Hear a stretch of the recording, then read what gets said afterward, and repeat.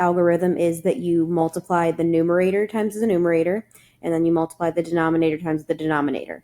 We have learned how to multiply fractions with a visual model or an area model. In class, we talked about brownie pans. If you remember brownie pans, those might be helpful to think about. So when we're multiplying fractions, let me draw that a little bigger.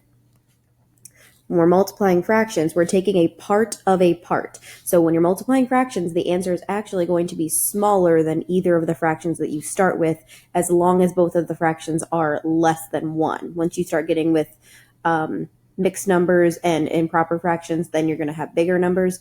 But for the most part, these are actually going to be getting smaller fractions. So if we have half of a brownie, or we have 2/3 of a brownie pan, 2/3 of a brownie pan, and we want to take half of those 2/3.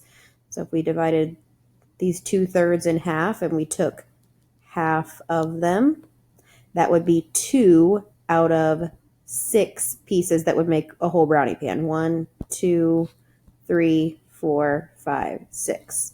So the answer to 1/2 times 2/3 would be 2/6. You can also see that if you multiply 1 times 2, you get 2. And if you multiply 2 times 3, you get 6. You don't need to draw the picture, obviously. I'm just reminding you of the model if that does help you. But if you can just multiply numerator times numerator, denominator times denominator, then you're good to go. So 5/6 times 1/8. 5 times 1 is 5. And 6 times 8 is 48. So 5/48. And the last example, 3 times 1 is 3.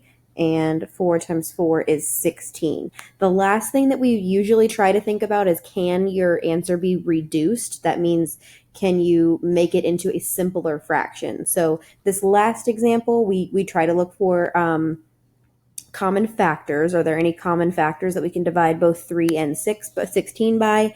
There are not. 3 is not a factor of 16, and they don't share any factors other than 1.